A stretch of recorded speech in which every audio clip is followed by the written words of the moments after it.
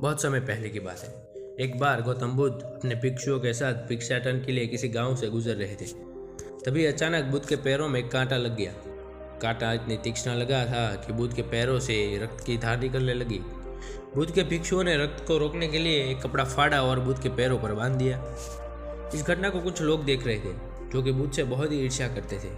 उन्होंने बुद्ध से कहा कि हम तो तुम्हें परम ज्ञानी समझते थे, लेकिन दर्द को तो तुम भी नहीं सहन कर सकते हो। तुम पाखंडी हो और ये हमने सिद्ध कर दिखाया है।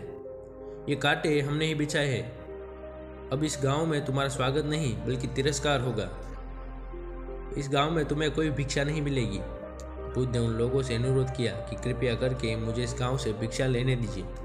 बुद्ध के ईर्ष्यालुओं ने बुद्ध का उपहास बनाते हुए कहा कि अगर तुम्हें इस गांव से भिक्षा लेनी है तो तुम्हें अपने रक्त की बलिदानी देनी होगी। तुमको इस कांटों के रास्ते से गुजरना होगा। भगवान बुद्ध ने उनकी चुनौती स्वीकार कर ली और कांटों के रास्ते पर चलने के लिए अपने कदम आगे बढ़ाए। बुद्ध मुस्कुराते हुए कांटों पर चलने लगे। बुद्ध के साहस को देखकर गांव वाले चकित रह गए। कुछ लोगों की तो आंखें फटी की फटी रह गई। गांव वाले सोचने लगे कि बुद्ध भिक्षा के लिए दूसरे गांव भी जा सकते थे, तो फिर कांटों पर चलकर क्या साबित करना चाहते हैं। गांव वाले बुद्ध के संदेश को इतनी जल्दी नहीं समझ पाए।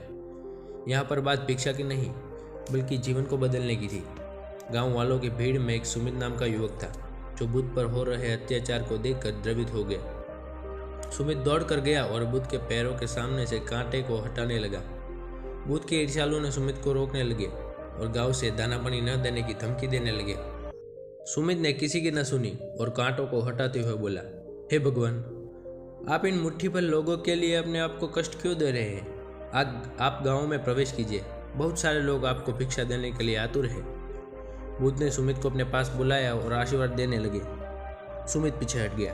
हे भगवान, आप मुझे छूकर अपने आप को अपवित्र और दूषित न करें। महात्मा बुद्ध ने कहा, तुम अपने आप को दूषित क्यों कहते हो? स्पर्श से भी कभी कोई दूषित होता है क्या?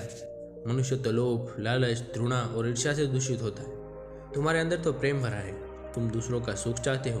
तुम तो पवित्र हो। बुद्ध के बोल सुनकर कुछ लोग बोले, तुम अपने आप को बड़े ज्ञानी कहते हो। तुमको ज्ञाति का कोई ज्ञान नहीं है क्या? तुम पाखंडी हो। बुद्ध बड़े ही शांत स्वभाव से कहते हैं, मानव से मानव की मानवता छीनना पाखंडी की निशानी है। मुझे पाखंडी बोलकर यदि आपको संतोष मिलता है तो मेरे लिए दुख का कोई विषय नहीं है। कुछ लोग बुद्ध पर बरस पड़े, परंतु यह तो धर्मशास्त्र है, फिर यह पाखंडी कैसे हुआ? बुद्ध कहते हैं, हमारी उत्पत्ति इस सृष्टि में हुई है।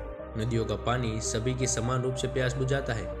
खुले जंगलों की हवा भी भेदभाव नहीं करती है। खुला आसमान हमारे पिता के समान हमारी परवरिश करता है। सृष्टिकर्ता ने भी कोई भेदभाव नहीं किया तो हम इंसान कौन होते हैं भेदभाव करने वाले? मानव मानव में भेद करने से अपने संबंधों की बिगाड़ होते हैं। बुद्ध के वचन के बाद कुछ लोग कहते हैं, अगर आप इतना ही कहते हैं तो सुमित को अपना भिक्षु क्यों नहीं बना लेते? बुद्ध ने कहा, अच्छा सुझाव है। अगर सुमित तुम चाहते हो तो मेरा भिक्षुक बन सकते हो।